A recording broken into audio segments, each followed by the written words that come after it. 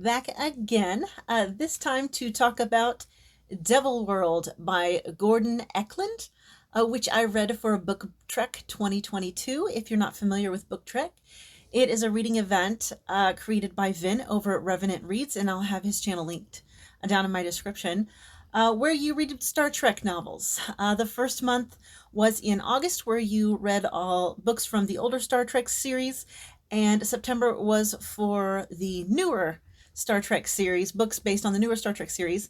However, there aren't that many books from the newer Star Trek series, and at any rate, I don't really like the newer Star Trek series, except for Strange New Worlds, and there's not a book out yet from that show. So I just read The Next Generation and the original series books all the way through. So anyways, Devil World, this is one of the early Star Trek novels, which I have since learned was the Wild West days of Star Trek novels. Okay, Ninja Kitty had to jump down. So anyways, yes, the Wild West days of Star Trek. So I went into this novel knowing that. So I had to leave. I had to suspend my disbelief for all of the characters in order to enjoy this book, which I did do.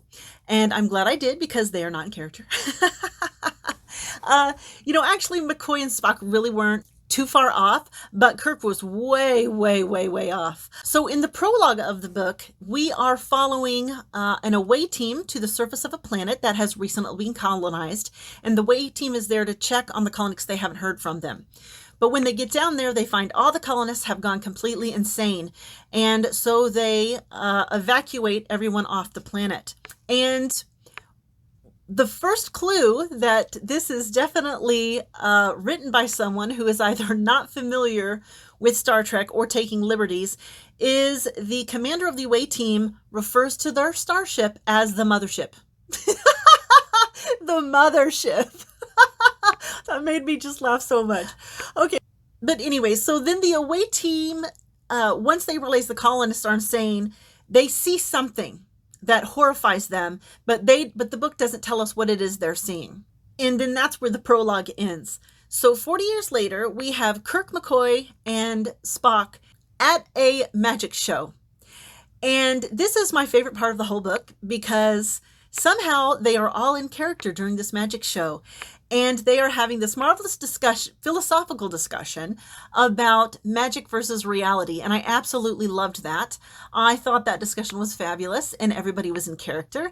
And they also, try to decide exactly how the magician is accomplishing all these tricks.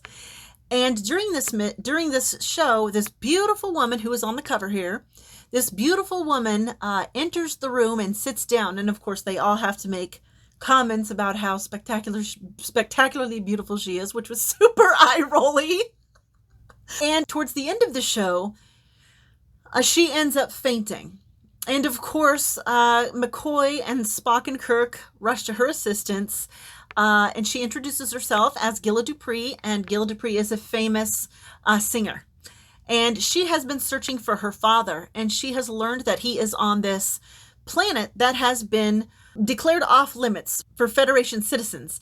And it's the very planet that we see in the prologue where the away team finds everyone has gone insane. And they were never able to figure out why everyone went insane. So now nobody's allowed to go there. And she asks Captain Kirk if he would be able to take her to this planet to look for her father. So he says yes, that he will, but of course he has to get permission to do this first. So he meets up with this admiral that he knows, and he gets permission from this admiral to go there in exchange for a favor. And that favor is to take his son on as a steward because his son apparently just cannot get along in Starfleet and he's messing up and all this, and he's hoping Kirk will straighten him out. So the other reason the admiral agrees to this is because not only has Gilla Dupree's father been missing for many years, but he has also been labeled a traitor because he had defected over to the Klingon Empire. And so the admiral would like to see about having Kirk bring this man, Kel, his name is Kel, back to answer for his crimes. So they go off to this planet, and I almost forgot the best part here. So during this conversation with the admiral, Kirk tells the admiral that he's in love with Gilla. They just met. But he's in love with her, of course. Doesn't know her at all, but he's completely in love with her. So Anyway, they go to this planet, and on the way to the planet, we find out that she is part of this religious movement called the Jain. And the Jains are vegetarians, they don't eat meat. And so, knowing this, he invites her to dinner, a first night out on the ship, and he serves her a glass of wine and a plate of fruits and vegetables. And of course, she looks at it very hesitantly, but she takes a drink of the wine, and he says, "Is something wrong? I can get you something else if you need to." And she says, "Well, no, this is fine." She says, "But, we Jains regard grapes," because she has drank the wine, "grapes as a higher form of life. In fact, all fruits and vegetables are a higher form of life, so to prepare them for a meal is murder."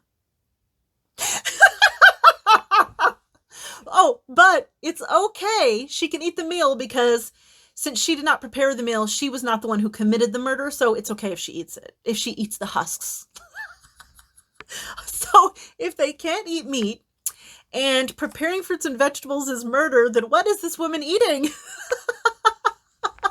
So ridiculous.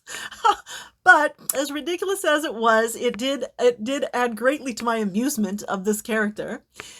So anyway, the trip goes on, and she faints. She faints a bunch of times. She fainted at the magic show. She's fainting in the what is it called? Herbitrarium, I think is what they're calling it. It's like ERB terrarium. I'm not exactly sure of the pronunciation, but anyway, I would have called it an arboretum, but So anyway, she faints there, and she spends 3 days in sick bay, where Dr. McCoy assures Kirk that she's fine. That she's just malnourished because of her weird diet and everything. And they make it to the planet, and they beam down to the planet, and they find a village of the natives, which are the Danans. Oh, the planet's name is Heartland, by the way. So they find the Heartland natives, the Danans. That's them on the cover of this book here.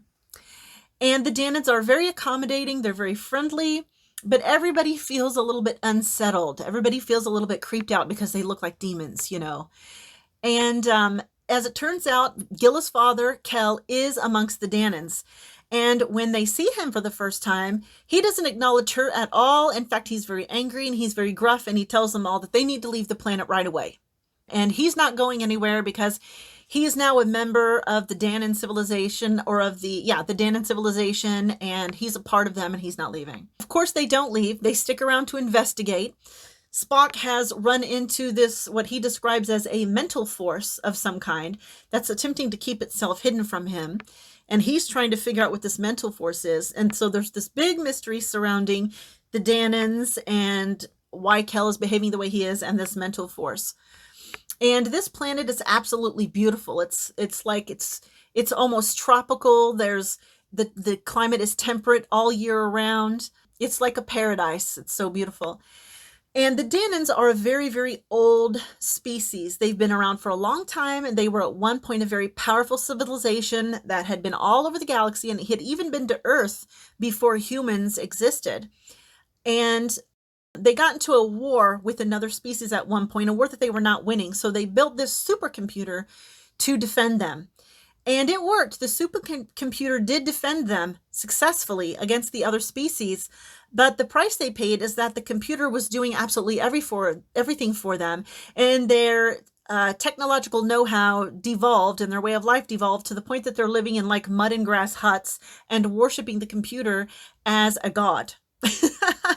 And this tower on the cover there is actually the transmitter for the supercomputer. And that is the mental force that Spock keeps feeling. This computer needs to be integrated with living beings in order to continue existing. And Kel had integrated itself with the computer and survived. And that is why the colonists had all gone crazy, is because it was trying to integrate all of the humans into its network, but the colonists were unable to withstand the process. And the supercomputer is not allowing anybody to leave. He's not allowing any of them to beam up to the Enterprise, and it's not allowing the Enterprise to leave orbit because it wants to integrate all the humans into its consciousness. So what happens is Gilla goes to the supercomputer and offers to integrate herself with the supercomputer so that she can buy everybody enough time to get away. Now, the reason she does this is because she actually has a brain tumor and she only has a few months to live. And she just didn't allow Dr. McCoy to tell Kirk about that. So it works. They all get away. And Kirk is super depressed because she has done this and he knows she's going to die. But it was the best thing because she's going to die and then the supercomputer is going to die with her. And the Danons are going to be extinct soon. And everything's going to right itself, essentially. Yeah, and then the steward ends up through the whole book, he's messing things up. He falls asleep during his watch. He's not following proper Starfleet procedure. Just through the whole book, he's messing everything up.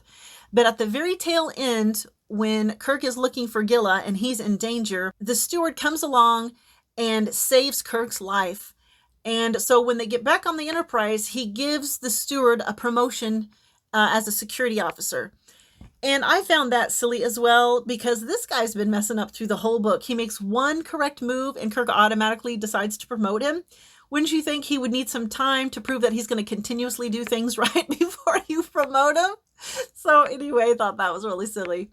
But overall, it was really fun. I did enjoy it. But if you're going to read it, you have to divorce yourself from the idea that it is actually an episode of the original series. So, but yeah, like I said, I did enjoy it. Certainly worth the read. And that's my 2 cents on Devil World.